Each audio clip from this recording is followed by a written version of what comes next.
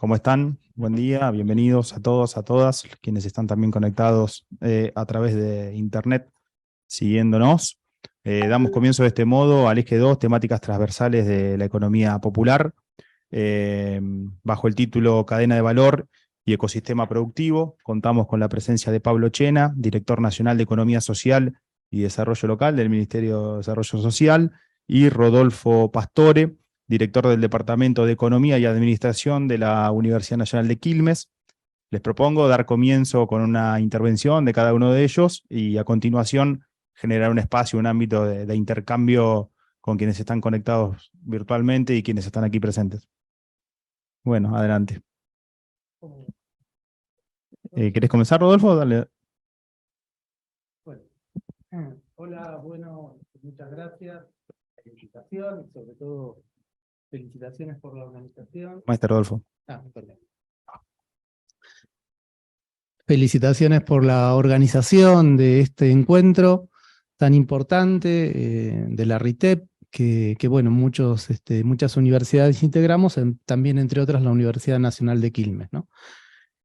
Bueno, y lo que nos convoca, la mesa que nos convoca, creo que se inscribe también dentro de la convocatoria general del encuentro, ¿no? Una primera cuestión hace a este encuentro de saberes para la mejora e integración productiva. Creo que la convocatoria misma ya nos pone una agenda, que es una agenda para las organizaciones, los trabajadores de la economía popular y otras formas organizativas, asociativas, autogestionadas de los trabajadores, una agenda que recupera, yo creo que algo muy importante, que a las dos agendas o tareas claves que a lo largo de su historia de la organización colectiva de los trabajadores han tenido, le agrega una tercera agenda que es la agenda económica, ¿no? Las otras dos agendas son claras, es la agenda de reivindicación de derechos, de nuevas institucionalidades, de construcción de organización sindical para esa construcción de derechos, y eso ha sido a lo largo de la historia del movimiento obrero, de la construcción organizativa de los trabajadores en general y de los trabajadores de la economía popular en particular. La otra agenda es una agenda netamente política, porque no se pueden avanzar en esos derechos sin transformaciones políticas, sin justamente una participación activa y decisiva de los trabajadores, en particular de la economía popular, en las políticas públicas, en el Estado, en las construcciones de institucionalidades, etcétera, y como parte de políticas y movimientos vinculados, en nuestro caso, a movimientos nacionales y populares.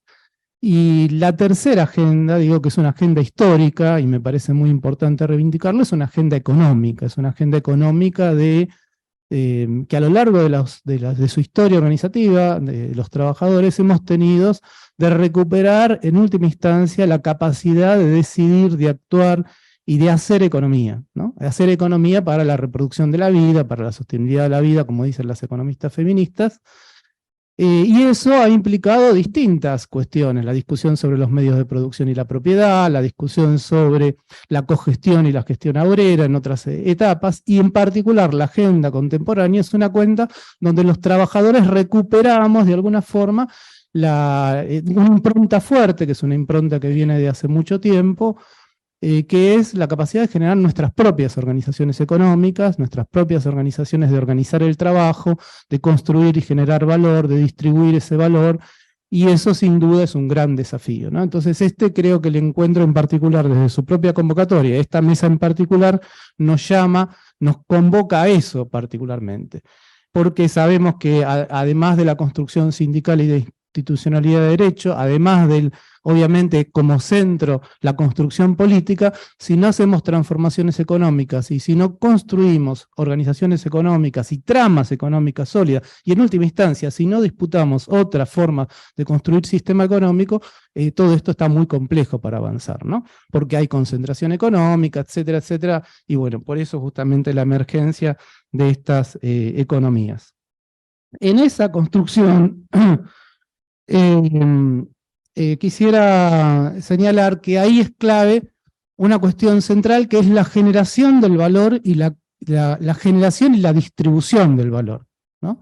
Y la propia discusión sobre el valor, qué es el valor, etcétera. Es una discusión vieja en la economía. Yo soy economista, en los economistas, por ejemplo, hay una economista muy recientemente muy citada, que es Mariana Mazzucato. Uno de sus últimos libros habla justamente del valor de las cosas, ¿no es cierto? Y cómo justamente la propia forma de designar, de concebir, de vivir qué es el valor económico, digamos, en este caso, y generarlo y distribuirlo, y en última instancia esa es la discusión del excedente y de la economía política en general, ¿no? Entonces es fundamental esta discusión, es fundamental, tiene muchas aristas, no vamos a entrar en todas esas aristas por el tiempo que tenemos, pero vamos a tratar de ir de lleno a una cuestión social, tres cuestiones centrales que quisiera decir en relación al título de la mesa. La primera, la organización colectiva. O sea, es obvio, es necesario, es importante reivindicar a los trabajadores autogestionados de la economía popular en sus distintas formas organizativas que se dan, y particularmente en el trabajo que muchas veces es cuenta propia, el trabajo que muchas veces es del uno a uno, de la persona haciendo su propia, inventarse su trabajo en forma personal, y esa es la impronta general de lo que pasa en la economía popular en nuestras sociedades a partir de las necesidades que emergen. Pero es fundamental, así como hacemos construcción colectiva, construcción organizativa a nivel sindical, así como hacemos construcción organizativa a nivel político, y no es sin eso también fortalecer, plantearnos qué tipo de construcción de organizaciones económicas necesitamos. Tenemos distintas figuras, etcétera, la cooperativa de trabajo, pero no es solamente eso, es plantearnos que las formas de organizar economía en nuestras sociedades, además de las empresas lucrativas, tenemos una pluralidad de formas de organizar lo económico. Una forma de organizar económico son, dentro de las propias empresas lucrativas, hay grandes empresas y pequeñas y medianas empresas, y en los territorios eso es muy importante. Nosotros reivindicamos del movimiento popular justamente el entramado de pequeñas y medianas empresas que pueden al mismo tiempo buscar fines de lucro y que pueden generar trabajo digno, ¿no? Pero al mismo tiempo hay empresas públicas, y eso es fundamental seguir y fortalecer las empresas públicas. Hoy en el mundo las empresas públicas son fundamentales, no solamente en todos los países centrales, sino la principal potencia mundial económica hoy en la dinámica mundial es la economía china, y está construida y estructurada en torno a un Estado fuerte, más allá de todas las diferencias, no quiero hablar de eso, pero hay un Estado fuerte y a empresas públicas eficientes, potentes, etcétera, ¿no?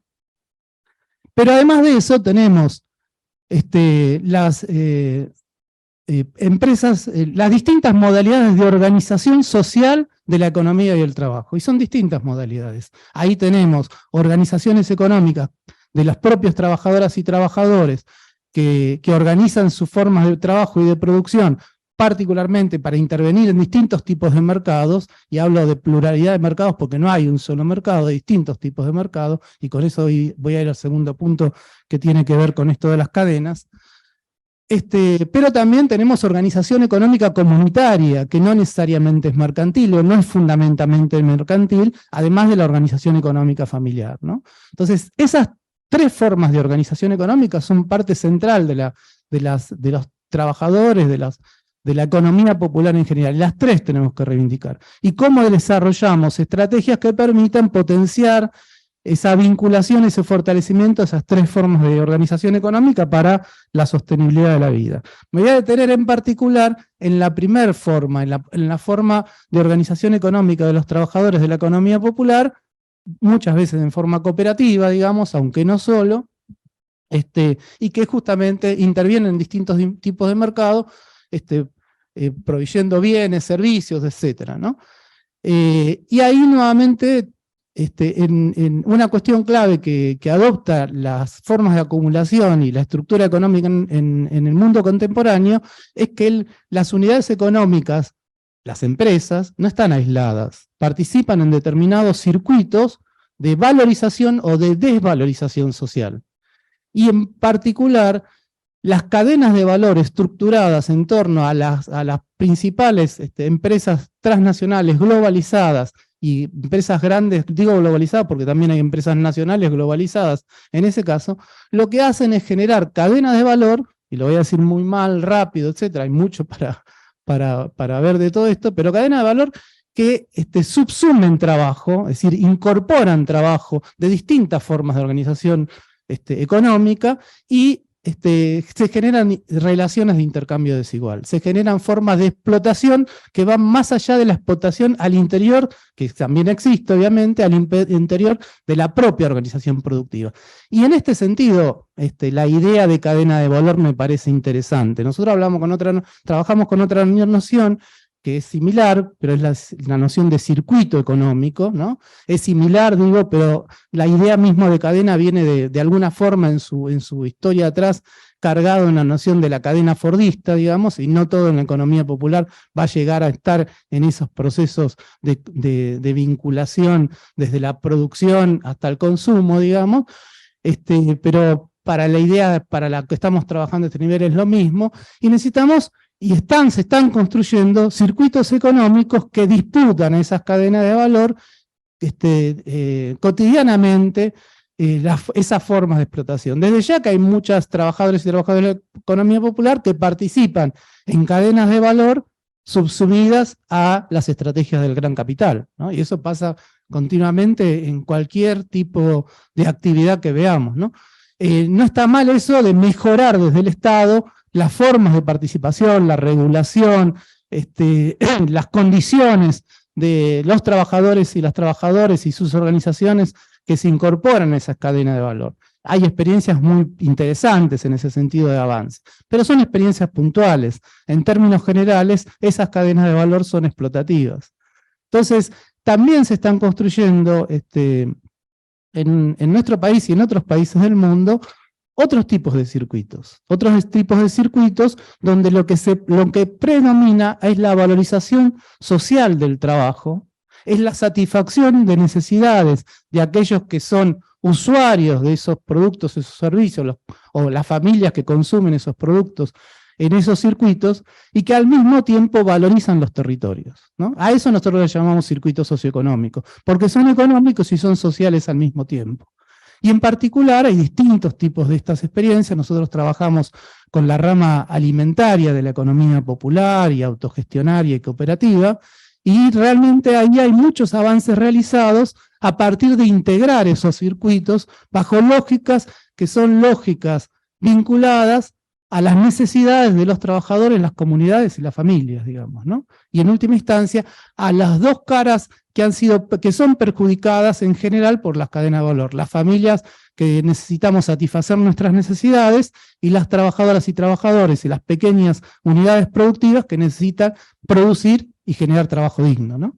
Entonces, el primer punto es ese, y me parece fundamental que estos temas estén sobre la mesa. Se están haciendo políticas, iniciativas al respecto, pero me parece que falta mucho, y falta mucho ponerlo en relevancia, falta mucho integrar productivamente las políticas, porque necesitamos generar políticas económicas productivas en este sentido, e integrar sobre todo las políticas sociales con las políticas productivas. Por ejemplo, es algo que venimos laburando mucho en torno a, recién tuvimos una presentación de una app vinculada a los comedores. Bueno, ¿cómo podemos integrar que el abastecimiento que se hace a través de demanda pública, de ingresos públicos, de dinero del Estado, vaya a parar a manos más directas de los pequeños productores y de las cooperativas de alimentos? Es un gran desafío.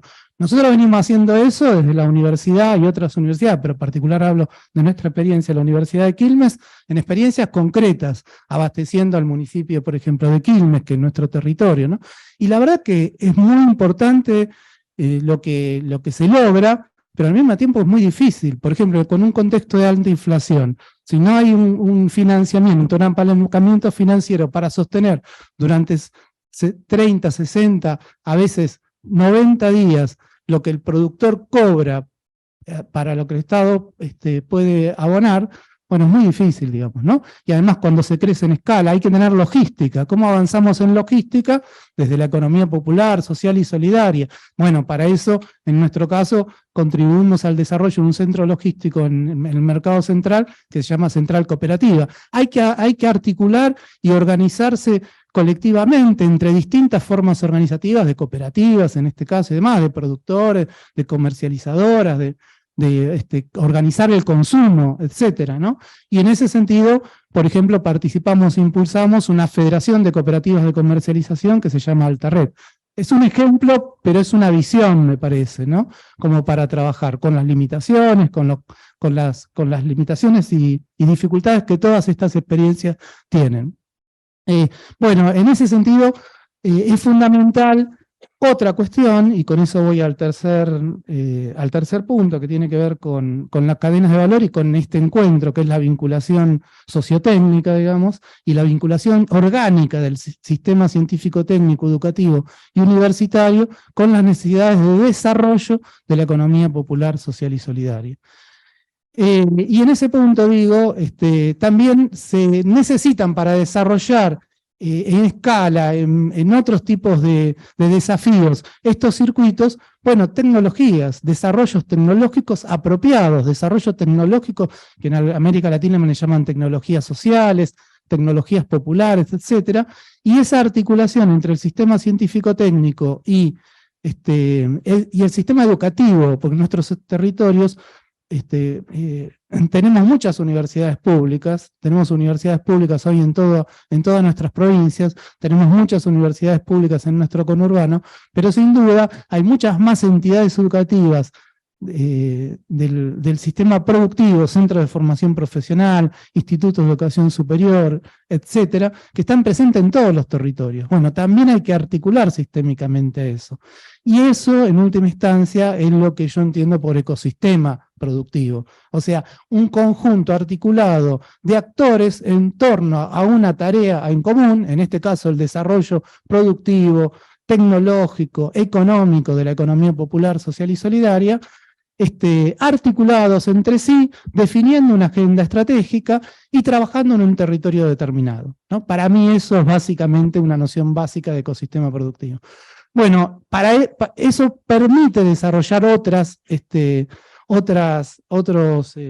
desafíos, pero sin duda también es muy complejo, porque las agendas son distintas, los tiempos son distintos, existen muchas veces dificultades de orden político también institucional, porque bueno, el gobierno local, las distintas áreas del gobierno local, cómo articulan entre sí, que a veces no se articulan entre sí en torno a una agenda común, la articulación con el gobierno provincial, con el gobierno nacional, la articulación entre las distintas áreas de los gobiernos provinciales y nacionales en torno a esto, las disputas territoriales, salir de la propia endogamia que tiene el sistema universitario y científico-técnico, articular con otras entidades educativas en el territorio más allá del aula, es decir, ir para trabajar desde el territorio y que el aula misma sea el territorio en ese sentido, pero algo de eso se está haciendo bastante en ese sentido. En nuestro caso, por ejemplo, para potenciar estos circuitos se ha desarrollado una tecnología de comercio electrónico, digital, que fue fundamental en el caso, por ejemplo, de la pandemia y que lo sigue siendo hoy, que se llama Chasqui, que es una app de comercialización para formas organizativas de la comercialización de la economía popular, social y solidaria. El desarrollo de esta app la hacen las propias cooperativas tecnológicas, porque además es muy importante vincular a las organizaciones económicas de la economía, de los trabajadores de la economía popular, con organizaciones económicas, cooperativas, de otros trabajadores que también son trabajadores, pero son trabajadores muchas veces profesionales, etcétera, ¿no es cierto? Y además vincular todo esto con un posicionamiento, que es un posicionamiento de trabajadores intelectuales orgánicos desde el punto de vista de quienes somos educadoras, educadores e integrantes del sistema científico-técnico, ¿no? Con esta aplicación, hoy, a partir de articulaciones que tenemos con el Ministerio de Desarrollo Social, con el Ministerio de Agricultura, con la Secretaría de Agricultura actualmente, estamos con el INTA, desarrollando esta tecnología digital para el desarrollo de la comercialización agroalimentaria popular y solidaria en todo el país, y al mismo tiempo, bueno, articulando en nuestros territorios, por ejemplo, con los centros de formación profesional y con otras entidades educativas y con los propios actores, ¿no? Los propios actores y organizaciones, que es donde también está el saber y esta idea misma de encuentro de saber, y también con otras organizaciones comunitarias y asociativas de los territorios, que no necesariamente son de la economía popular, pero que pueden y son fundamentales para el desarrollo de estas acciones. Desde ya todo lo que es el trabajo social de la Iglesia, pero además muchas organizaciones que vienen de ONGs y de otro tipo, ¿no? Entiendo que la mesa nos convoca a pensar eso, hay experiencias en curso, me parece central que esto esté en un lugar destacado porque es la agenda de transformación económica para garantizar derechos y para transformar nuestras sociedades desde la política. Muchas gracias.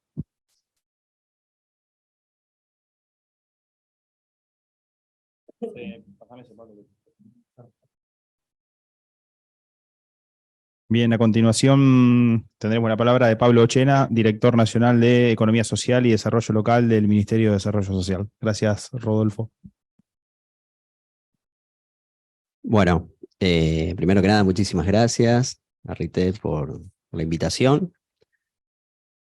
Aparte a este lugar, ¿no? El Ministerio de Ciencia y Tecnología, que tantos desafíos tiene por delante, en sentido no solo de desarrollar la ciencia y la tecnología en sentido tradicional, sino también adaptada a las formas de trabajo que en la Argentina han ido mutando.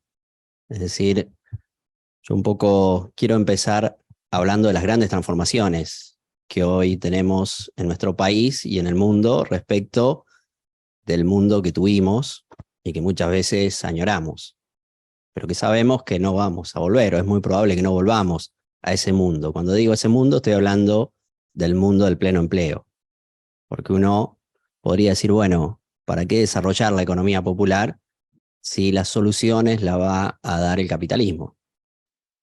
Desarrollemos un capitalismo más equitativo, etcétera, porque ahí van a estar las soluciones. Lo cierto es que el capitalismo cambia y ya a lo que hace el mercado de trabajo eso es muy notorio. Por ejemplo, yo traje algunos cuadros, no sé si se pueden proyectar, si no se los voy contando, pero si uno compara el año 1970, que no es casualidad, es la década en la cual se empieza a romper la sociedad salarial, con los indicadores del mercado de trabajo en la actualidad, lo que vemos son transformaciones profundas, de las que no vamos a retroceder. Es decir, son transformaciones que ya han venido, a mi entender, para quedarse. Si vemos la cantidad de población que en ese momento trabajaba, la población económicamente activa de la Argentina, era, ahí bueno, ya lo podemos ver en el gráfico, de 9 millones, la tercera columna.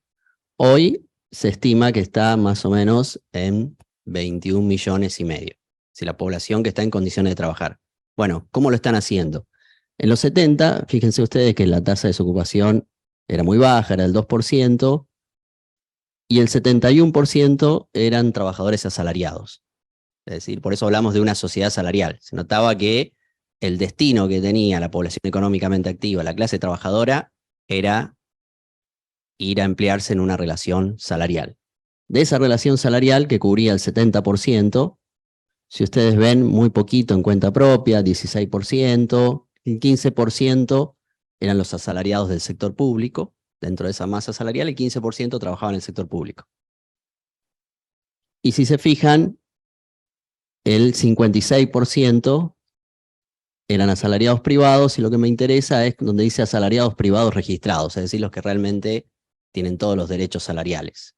Cuando uno aspira a ser un trabajador asalariado, aspira a ser un trabajador asalariado con trabajo digno, que eso significa tener todos los derechos que les corresponde a un trabajador. Era el 45% en ese momento, en los 70. Ahora, ¿cómo están esas situaciones hoy? Hoy tenemos una población económicamente activa que ha crecido 140%, pasó de 9 a casi 22 millones. ¿Cómo están trabajando? Fíjense que ya la desocupación aumentó del 2% al 7%, 680%. Los ocupados ya en una relación salarial pasaron del 71 a menos del 60, que están en una situación de asalarización. Si vemos en el sector público se mantiene el porcentaje, es el 15%. eran 1.000.000, casi 400.000, hoy son 3.300.000. Es decir, que cuando dicen creció mucho el sector público o el trabajo en el sector público, eso es falso. Se mantiene en términos porcentuales a la población económicamente activa, porque creció lo mismo, la población económicamente activa creció 140% y el asalariado público lo mismo. Ahora, fíjense el asalariado privado registrado. Eran 4 millones, estamos haciendo números redondos, ahora son 6 millones. Es decir, que mientras que la PEA creció 140%, el trabajo asalariado registrado lo hizo 50%. Mucho menos de lo que creció la población. Entonces la pregunta es, bueno, ¿qué está pasando? ¿En dónde está trabajando toda esa gente que ya no está en el trabajo con derechos que era la aspiración de la clase trabajadora en los 70 y que sigue siendo aspiración de clase? Bueno, fíjense por cuenta propia, el trabajo por cuenta propia, que en la manera que muchas veces tienen las estadísticas oficiales de ir divisando lo que nosotros llamamos la economía popular, es decir, trabajadores que se van inventando su propio trabajo, pasó de ser el 16% a ser el 31% de la PEA en el 2021. Es decir, que creció el trabajo por cuenta propia 352%. En pocas palabras, si uno dice ¿qué pasó de los 70 hasta ahora? El trabajo asalariado con derechos bajó en términos proporcionales, o sea, es una parte cada vez más chica de la torta de la clase trabajadora argentina. Por eso hablamos de que ya empieza a ser una suerte de privilegio casi estar en esa situación. Fíjense que pasó de ser el 45% a ser menos del 30% de la población económicamente activa.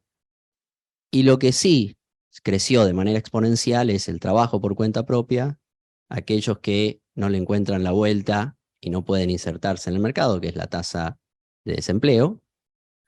Y por otro lado, el trabajo asalariado pero no registrado, es decir, el trabajo asalariado sin derecho, la precarización laboral. Fíjense que pasa de ser el 11% al 15% y crece 230%, mientras que la PEA lo hace 138%. Es decir, creció el trabajo no registrado, el trabajo por cuenta propia y aquellos que se declaran desocupados. Esto que nos marca que estamos en una situación de una sociedad mucho más heterogénea. Lo que no podemos permitir es que sea heterogénea en los derechos. Tenemos que homogeneizar la sociedad argentina en términos de derechos. La heterogeneidad en la materialidad de cómo producir las cosas no se puede reflejar en heterogeneidades o desigualdades sociales. Para que la heterogeneidad productiva no se traslade socialmente a desigualdades, cuando decimos queremos corregir desigualdades, tenemos que empezar a pensar cómo damos derechos a aquellos que están trabajando en la informalidad o por cuenta propia. Eso va a volver a estructurar nuevamente la sociedad salarial. ¿Por qué se añora la sociedad salarial? Porque era una sociedad de las más justas que hemos tenido en la Argentina y en Latinoamérica. Ahora bien, si uno pasa al segundo cuadro, ya vamos a una situación un poco más actual, podemos ver otra forma de interpretar las clasificaciones del mercado de trabajo. Acá lo estamos viendo por provincias, simplemente a modo ilustrativo, pero si ya reconocemos el trabajo de la economía popular, y eso es lo que hace el RENATEP, el Registro Nacional de Trabajadores y Trabajadoras de la Economía Popular, reconoce este trabajo que estaba informalizado en las estadísticas oficiales. Porque dentro de las estadísticas oficiales, la economía popular la vamos a encontrar en el trabajo por cuenta propia y en el trabajo informal. Si ustedes dicen, en lo que vos me mostraste anteriormente, ¿dónde está la economía popular? Y los compañeros trabajan por cuenta propia y en la informalidad la mayoría. O sea que en ese mundo, uniendo esos dos mundos, probablemente encontremos una buena parte de la economía popular. Por eso es importante el proceso de formalización, reconociendo que es otra economía, que es una economía que tiene otros principios y que informalizarla es esconderla debajo de la alfombra pretendiendo que desaparezca, cuando lo que está sucediendo es un cambio estructural en la Argentina que está consolidando este nuevo modo de producción. Nosotros sabemos que hemos registrado menos de la mitad de la economía popular en el RENATEP. Es muy difícil el proceso de registración, pero ya es un número significativo. Fíjense ustedes, cuando lo vemos en perspectiva, estamos hablando de que los asalariados privados hoy son un poquito más de 6 millones, asalariados privados registrados. Los asalariados públicos son 3,5 millones y los trabajadores de la economía popular registrados en RENATEP, acuérdense que los que están registrados en el sector público y privado lo hacen en el SIPA y tienen los derechos laborales plenos. Quienes se inscriben en el RENATEP están empezando un proceso de formalización, un primer paso que es registrarse. Pero el proceso de formalización está lejos de resolverse simplemente con el RENATEP. El RENATEP es un reconocimiento registral solamente. El paso a la formalización con derechos tiene un camino que nosotros hoy transitamos, pero de manera trunca. En algunos casos mejor que en otros, y por eso la economía popular sigue siendo una economía muy informalizada. Nos faltan los instrumentos adecuados. Pero no se queden en los totales que pueden ir variando, quédense en lo que uno ve en las provincias. Si ustedes ven, ya hay provincias, son 10, en las cuales, pese a que estamos registrando menos de la mitad de la economía popular, que estimamos por encima de 8 millones, ya el trabajo en la economía popular supera al trabajo asalariado privado y también supera, en muchos casos, al del sector público. Vean, por ejemplo, no sé, por darles un caso, Santiago del Estero, tienen 52.000, casi 53.000 asalariados privados, 75.000 del sector público y 175.000 registrados en la economía popular a través del RENATEP. Y así uno puede ir provincias por provincias viendo este fenómeno en el cual ya se empieza a visibilizar que hay provincias en las cuales la economía popular es el modo laboral dominante. O sea que se está consolidando como modo de producción aquel en el cual son los trabajadores quienes se inventan su trabajo y empiezan a valorizar de una manera distinta, como bien señalaba Rodolfo, los bienes y a crear una manera distinta de trabajar. ¿Podemos pasar al siguiente cuadro? Bueno, entonces, ¿de qué hablamos cuando decimos tenemos que desarrollar la economía popular? No es tenemos que desarrollar la economía informal. Es una economía que está informalizada en la situación actual del Estado. Pero nosotros entendemos la importancia de avanzar en un proceso de formalización de la economía popular porque presenta otros valores, como bien lo señalaba también Rodolfo. No me voy a quedar en los valores generales, donde si uno lo compara con la economía capitalista, que es la que en términos de valores nos domina, se prioriza la competencia, el trabajo individualizado, etcétera, mientras que en la economía popular el eje está puesto en la inclusión social a través de la dignidad del trabajo, es decir, recuperar a través del trabajo la dignidad. Si uno le pregunta a los compañeros y compañeras que son trabajadores de la economía popular, el eje está puesto en dignificarse como trabajadores. Esencialmente es eso. El gran valor es un valor de clase trabajadora. Eso lo diferencia de lo que le llaman emprendedores. Un emprendedor es una pequeña célula con lógicas capitalistas. Un trabajador de la economía popular se reivindica en el trabajo como clase trabajadora. Es parte del mundo del trabajo. Fíjense la producción. Acá empiezan a aparecer las grandes diferencias que hay entre la economía popular y la economía capitalista. Si uno ve la parte de producción, ¿cuáles son las grandes diferencias? Que en el capitalismo rige una velocidad impuesta por las máquinas. Es la velocidad de la productividad. En esa velocidad impuesta por las máquinas, el proceso de valor de lo que se llama mercancía se da a nivel global, porque es un sistema global el capitalista. La valorización, bien lo señalaba Rodolfo también, es global. Y la variable de ajuste, si no cierra el circuito económico, es el trabajo. Es decir, en el proceso de trabajo, una vez que es cooptado por la lógica del capital, el trabajador, que era el eje de un proceso de trabajo, pasa a ser la variable de ajuste de un proceso productivo dominado con otras lógicas. ¿Cuándo es la variable de ajuste? Cuando la ecuación es muy sencilla. En la economía, para que cierre, tiene que haber producción, distribución y consumo. Fundamentalmente, producción que en algún momento tiene que ser consumida, utilizada o invertida o consumida. Algo se tiene que hacer porque si no se estoquea y no tiene sentido producir. No se puede valorizar la producción. Ahora bien, cuando la productividad, cuando son las máquinas las que imponen el ritmo, lo hacen autónomamente. Y el ritmo de la producción, para que la sociedad se pueda emplear toda en el capitalismo, tiene que generar un nivel de consumo igual que el nivel de producción. Es decir, que la productividad y el consumo tienen que crecer paralelamente. Si el consumo crece menos que la productividad, se empieza a estoquear mercancía. O sea, hay mercancía que no se logra valorizar en el mercado, eso no se traduce en tasa de ganancia y por lo tanto el sistema entra en crisis. ¿Cuál es la variable de ajuste entonces para evitar esa sobreproducción? Producir menos utilizando al trabajador como variable de ajuste, sacar trabajadores. Es decir, si quiero emplear, si yo me imagino a la sociedad argentina empleada totalmente en el capitalismo, tengo que generar con el nivel de productividad que hoy me exige el capitalismo global, porque no puedo ir con máquinas viejas a competir con China y con el capitalismo global. Si yo coloco las máquinas del capitalismo global y digo, me imagino a la sociedad de los 70, los meto a todos los trabajadores de la PEA prácticamente, 70%, a la relación asalariada, lo que voy a necesitar es un nivel de consumo que es insostenible a nivel nacional y a nivel global. Y es lo que estamos viendo justamente con el cambio climático. La sobreproducción está calentando el ecosistema de la Tierra. Incluso a mí me gusta la frase esa de que se está calentando, porque efectivamente se la está exigiendo, es como un motor que se lo exige y se recalienta. El calentamiento global es una sobreexigencia que estamos dando, utilizando como un factor productivo a la Tierra. Entonces, para romper con esa lógica, tenemos que volver a una lógica que plantea la economía popular, que es lo que hace el trabajador para darle sentido nuevamente a la producción y a la economía. Un circuito económico alternativo, donde la velocidad productiva está impuesta por el trabajo, ya no está impuesta por la máquina, la impone el trabajador, o sea, es el ritmo.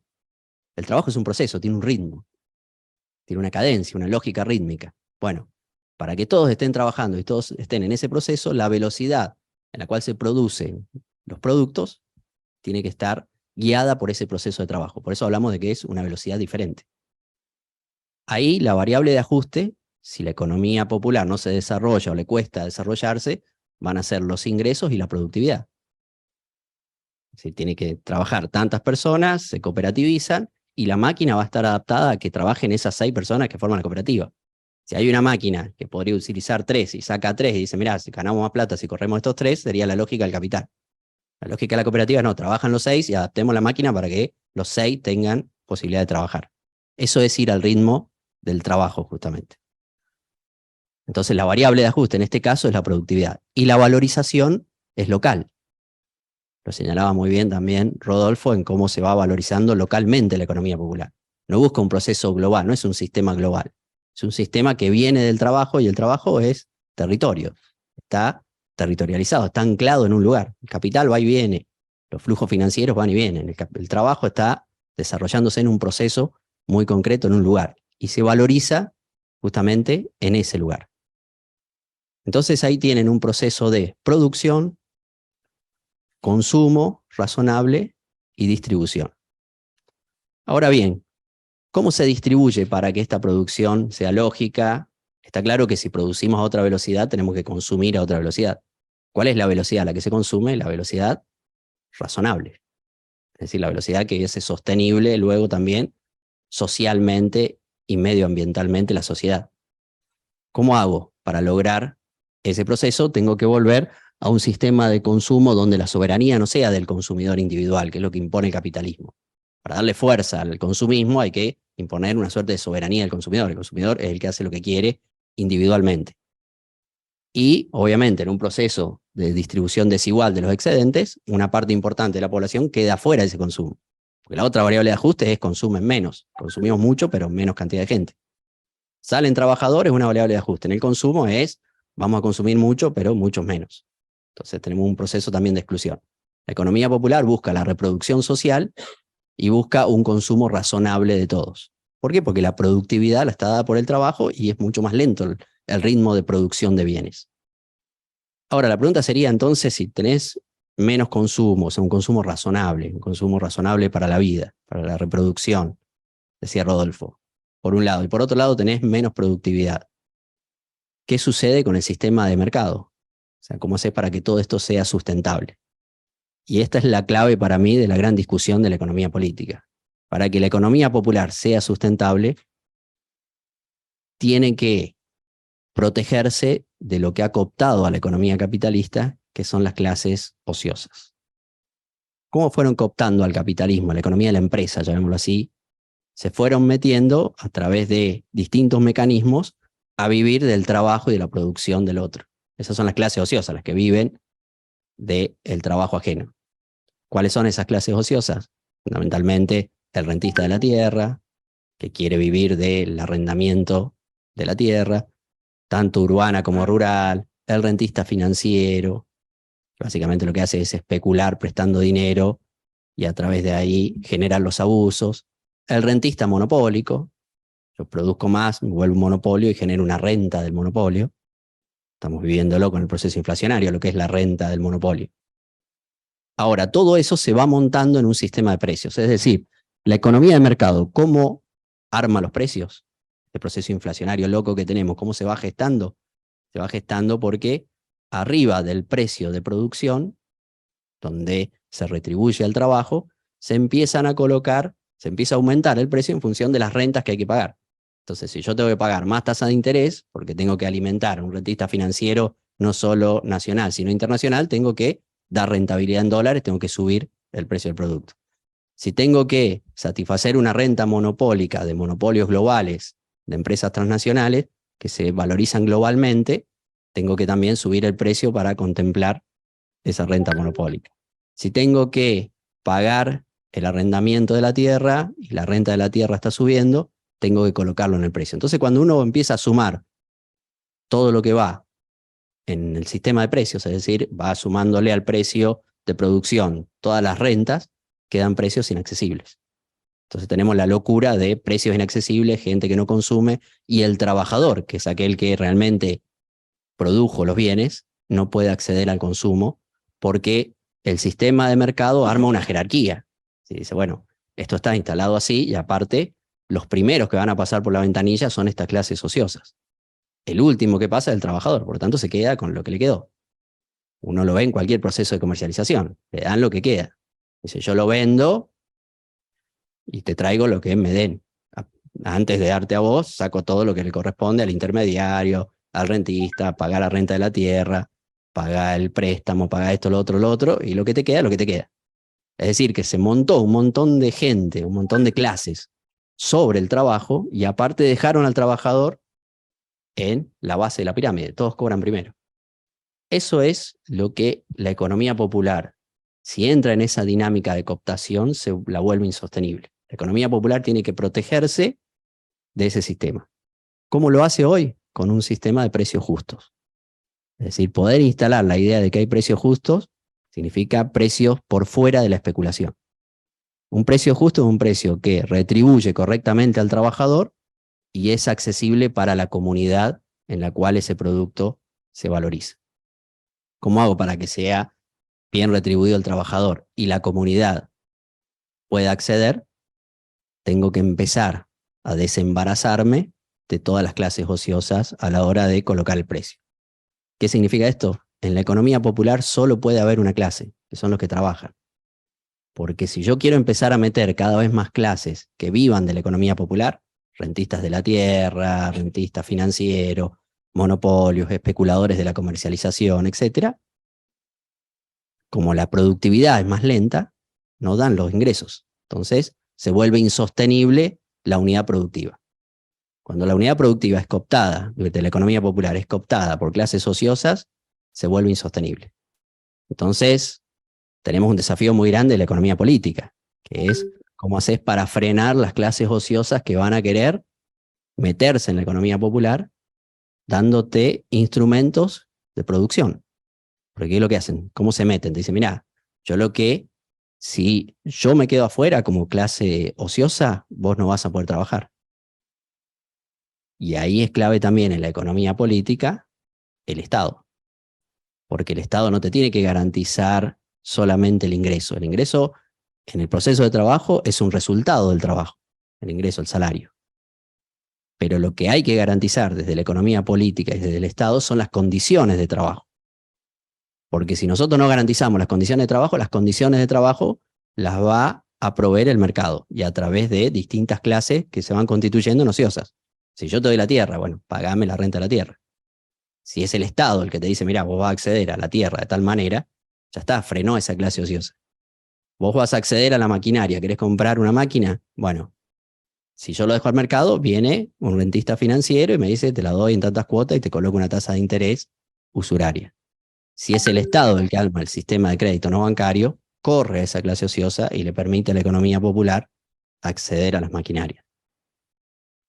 Si hay un comercializador que usa un poder de monopolio y le baja el precio a la comercialización de la economía popular, es el Estado el que tiene que proteger ese canal de comercialización para evitar que esa clase ociosa crezca.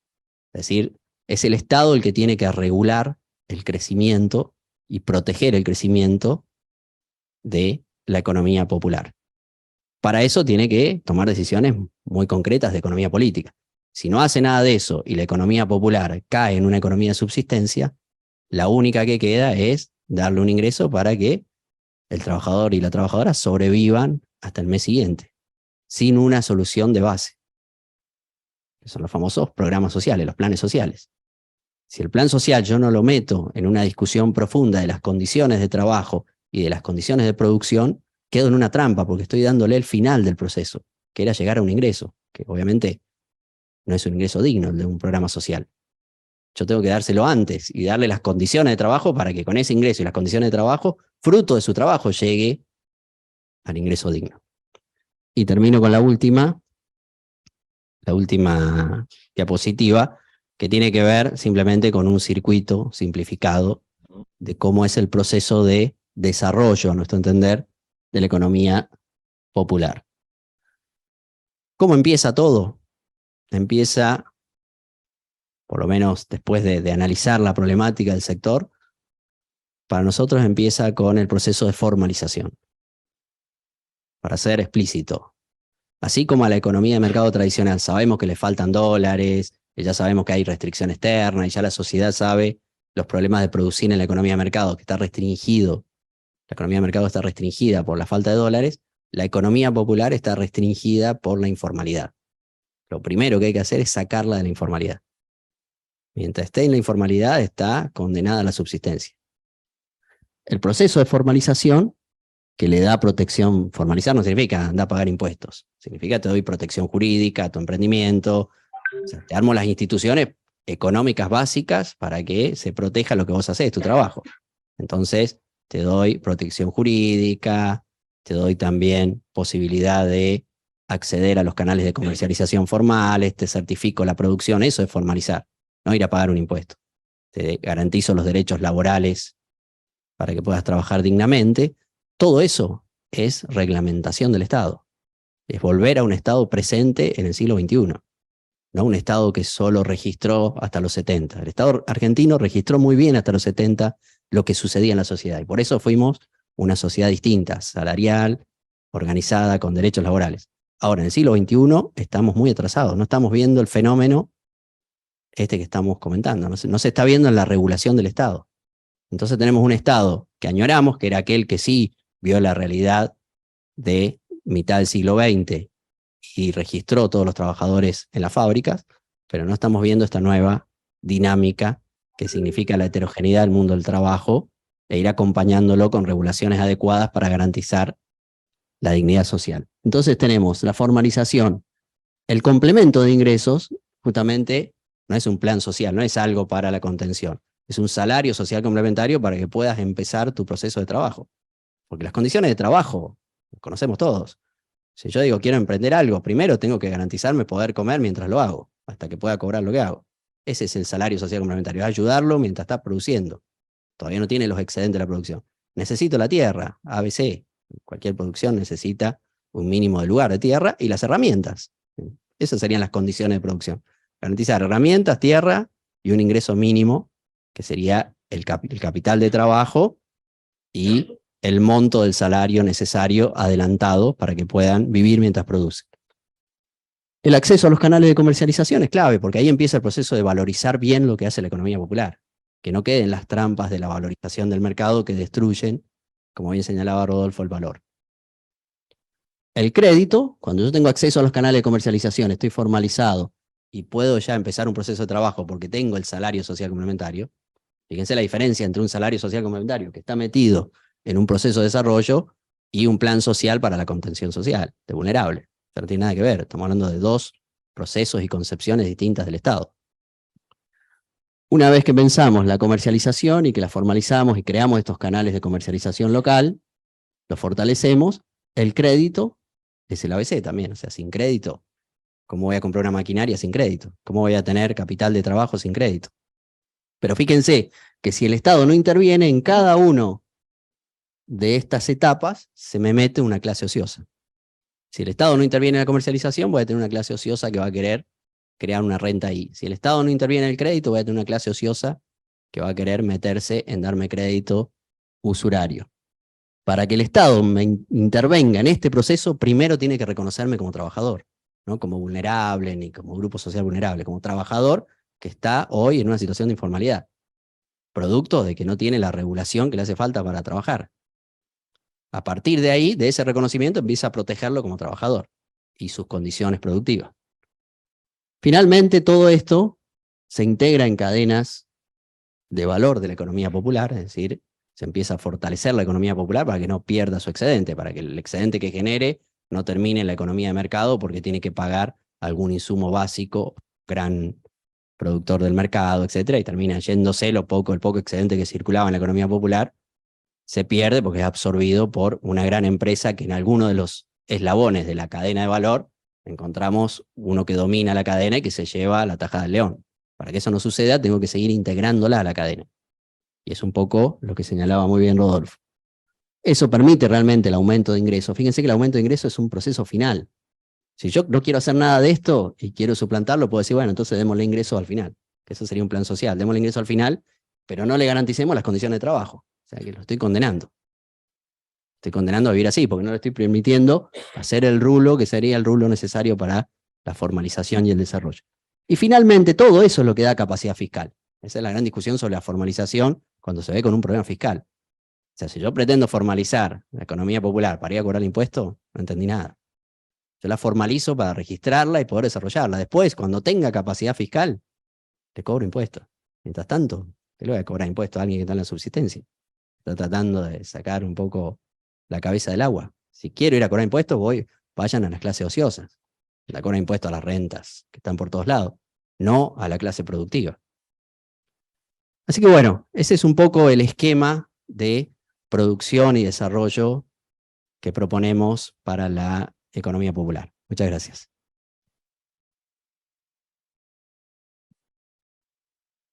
Gracias, Pablo, Rodolfo. No sé si tenemos alguna inquietud aquí del público presente o virtual. Sí.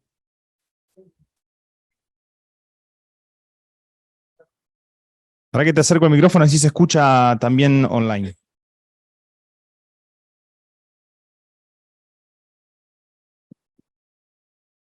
Lo escuchaba Pablo y pensaba en un ejemplo, levantaba la mano para interrumpirlo, cuando hablaba de las clases ociosas y se me ocurría un ejemplo, decime si cabe ¿no? Que es las patentes multinacionales que son resultados de la apropiación de saberes populares, de saberes ancestrales, comunitarios, ¿no?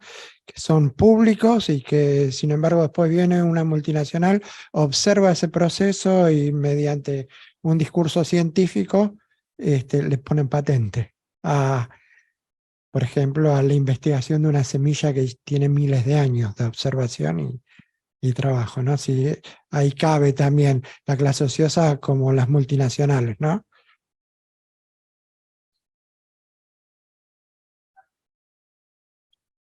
Y pensaba que dentro de todo lo que vos ibas hablando de las soluciones, que también deberíamos hablar de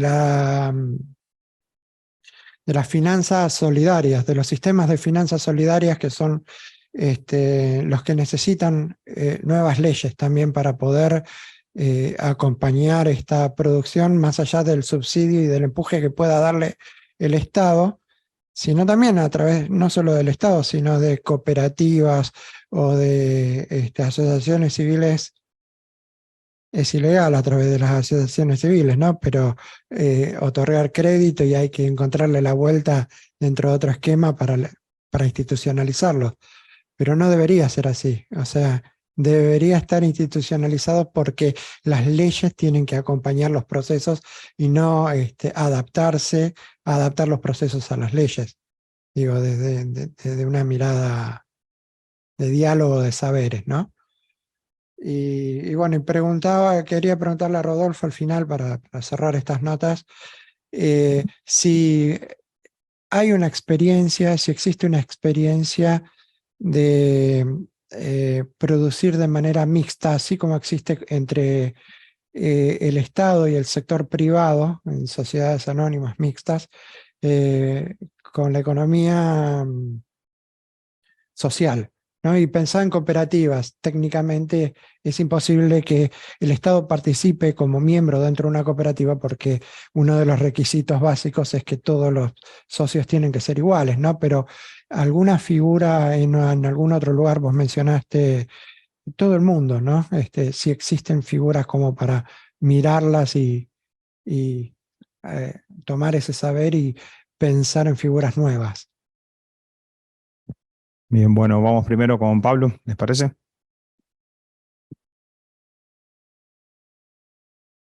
Bueno, es el ejemplo que diste de las patentes, es un ejemplo más de lo que uno puede ir pensando, de cómo se van estructurando las clases ociosas que viven de rentas. Eso es ejemplos como ese, y hay un montón. En cada proceso de comercialización, por acá está Gonzalo con él, por ejemplo, puede divisar la renta que se genera en la comercialización de cómo están hoy comerciando, por ejemplo, el tomate los agricultores familiares. La culata de camión donde el precio lo pone el camionero, que viene a buscar y te dice, mirá, lo voy a ir a vender al mercado y veo, después te cuento a cuánto lo vendí y te doy lo que digo que vendí. O sea, en ese nivel de locura estamos. Es como ir a un supermercado y agarrar la leche y decirle, bueno, pues veo cuándo te la pago y a cuánto. No se nos ocurre hacer eso en la economía de las instituciones del mercado, sí en la economía popular. Entonces ahí vemos en cada lugar cómo la comercialización, cómo se trata de instalar un rentista con una función que como la productividad no le da para sacarla hacia arriba, termina destruyendo el valor hacia abajo. Entonces el valor del trabajo unido a la tierra, que es lo que realmente genera valor, termina destruido por un proceso de comercialización, que lo señalaba también Rodolfo. En lugar de crear valor, destruye valor, decías vos. Bueno, hay un montón de ejemplos donde vemos cómo destruimos valores por meterlas en un circuito de comercialización inadecuados. O sea que eso es efectivamente así. Y las finanzas, que es la otra pregunta, nosotros estamos hoy en la Argentina tiene serios problemas de viabilidad en su economía de mercado. Porque no es que nosotros vemos la economía popular y apostamos a esto, pero porque lo otro también está en crisis y en una crisis que no sabemos qué solución irá a tener, en este caso, la crisis del capitalismo argentino. Entró en crisis hace bastante, 2018 se volvió una crisis financiera y monetaria, y hoy estamos en esta vorágine de una crisis que no sabemos el destino.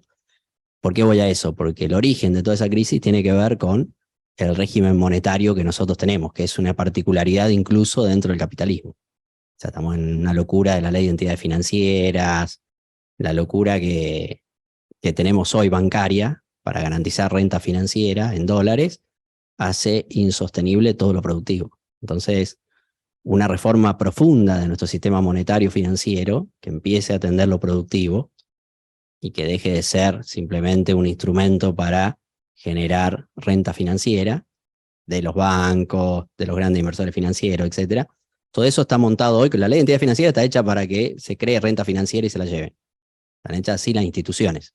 Mientras tengamos esas instituciones, en Argentina es muy difícil ser que sea viable, porque cuando uno quiere hacerlo un poquito viable, automáticamente empieza la desestabilización monetaria financiera.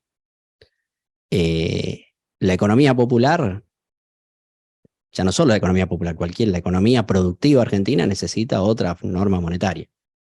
Si no lo podemos hacer con estos bancos, porque esto es un instrumento que viene también unido a los acuerdos de Basilea, o sea, al acuerdo financiero global de los grandes rentistas financieros en el mundo.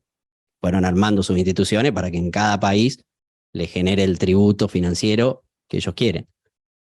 Tenemos que empezar a pensar un crédito si no vamos a ir directo a la pelea central por la entidad financiera, la ley de entidades financieras, tenemos que empezar a ver el camino alternativo. Así como la economía popular es un camino alternativo a la desocupación del mercado, un sistema de crédito no bancario sería un camino alternativo para ir, por lo menos, evitando los daños que genera colateralmente toda la ley de entidad financiera y el sistema bancario argentino. Empezar a trabajar un sistema no bancario, solidario, yo diría ni siquiera hace falta que sea solidario, que sea razonable. O sea, no hay que, ni siquiera hay que pensar en que hay que ir a los valores solidarios ni a una ética socialista, digámoslo así, sino razonable. O sea, un sistema bancario razonable. Un sistema, en realidad un sistema financiero no bancario. Porque lo bancario no es razonable hoy. O sea, si queremos que lo bancario sea razonable, tenemos que desarmar todo el andamiaje regulatorio que tiene hoy el sistema financiero argentino y hacerlo de nuevo razonable. Si eso no lo queremos hacer o no tenemos la fuerza política para hacerlo, por lo menos empecemos a diseñarlo nuevo de manera razonable.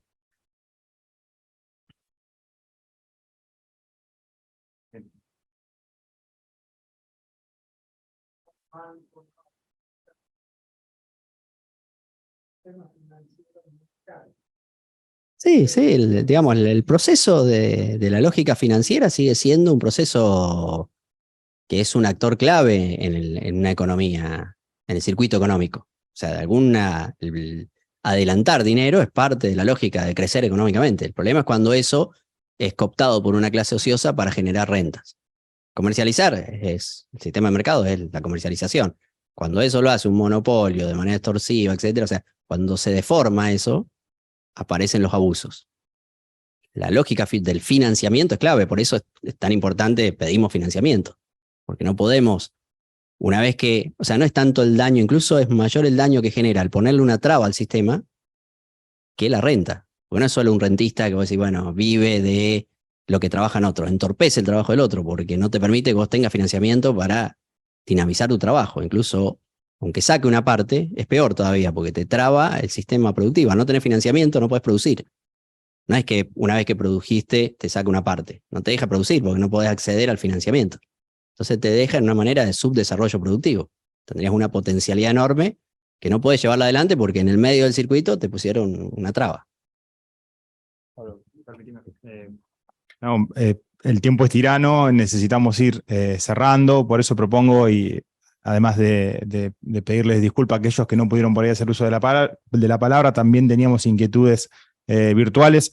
Necesitamos continuar con la agenda, hay gente que nos está esperando conectados, también los disertantes, así que bueno, le pedimos disculpas y en todo caso podemos continuar también aprovechando la buena disposición de los oradores para continuar con alguna charla ya fuera de micrófono, pero tenemos que continuar con la agenda. Último comentario, bueno, gracias a todos por participar. No, respecto de la pregunta y articulado con lo que decía Pablo, primero que hay muchas, digamos, hay mucho por construir en términos de figuras, ¿no es cierto? En muchos países se han construido nuevas figuras jurídicas en lo económico para dar cuenta de la integración de la diversidad. Por ejemplo, en nuestro país, para ir concretamente en nuestro caso, tenemos federaciones de cooperativas que integran mutuales, cooperativas y otras organizaciones comunitarias de la economía popular, porque en la federación podemos integrar. Y la federación es una figura jurídica que te permite hacer algunas cosas y no otras, pero algunas te permite hacer. Segunda cuestión, grupos cooperativos. Nosotros tenemos experiencias de grupos en el mundo, hay experiencias de grupos cooperativos muy importantes. En Argentina tenemos algunas experiencias. El grupo cooperativo Devoto en Córdoba es una experiencia muy importante que integra dentro de su grupo mutual, cooperativa de servicios, pero también unidades productivas que podríamos asociar a la economía popular, digamos, ¿no? Y eso es una estrategia territorial y es un ecosistema en ese sentido productivo. Tercero, empresas mixtas. A nivel tecnológico tenemos empresas del Estado, empresas mixtas, ¿y por qué no podemos desarrollar empresas mixtas en este caso? Doy un ejemplo de empresa mixta a nivel de un sector productivo como es la producción de maquinarias agrícolas. La empresa Pauni, que es una empresa muy importante en la producción de implementos y equipamiento agrícola. La empresa quebró en su momento, allá a fines de del neoliberalismo y demás. se constituyó una cooperativa de trabajo, o sea, una empresa recuperada en ese sentido, y por lo tanto es parte de la economía popular, de las cooperativas de trabajo, etcétera, pero al mismo tiempo eso quedó integrado con otras 2 empresas, que son las de los técnicos, ingenieros y demás, que armaron su propia unidad, su propia empresa, no sé si es SRL, Sociedad Anónima, no sé cómo es, me parece que es SRL, y también una empresa de proveedores. Y se armó una sociedad anónima donde hay del 100% de las acciones, 33% la tiene cada actor, digamos, y un 1% del Estado lo tiene como una acción de oro, digamos, ¿no? El Estado local. Bueno, es otro ejemplo, digamos, ¿no? Entonces tenemos mucho para inventar en ese sentido, y es posible hacerlo. Y por último, en relación al círculo que nos presentaba Pablo, me parece muy importante para ver justamente la dinámica, y también agrego algunos vectores transversales, fundamentales, digo, en función de este encuentro. Primer vector transversal, educación, pero una educación justamente popular, una educación, y abrir el sistema educativo a hacer educación popular. Bueno, tenemos alguna experiencia respecto de esto, es fundamental trabajar más en ese sentido, para que las y los trabajadores de la economía popular accedan efectivamente al derecho de la educación y sus familias, ¿no? Y inclusive el derecho de la educación superior, el derecho de la educación universitaria. Segunda cuestión, tecnologías, atravesando todo esto que nos contaba Pablo, porque tecnologías hay en todo eso, ¿eh? Tecnologías sociales hay en todo, en las finanzas, en la comercialización, en el desarrollo productivo de las cadenas de valor, etcétera, ¿no? Y tercera cuestión, tercer vector fundamental, lo vimos en la mesa anterior, comunicación. Necesitamos fortalecer en forma orgánica la comunicación popular para dar visibilidad, pero también para hacer crecer a estas formas económicas. Gracias.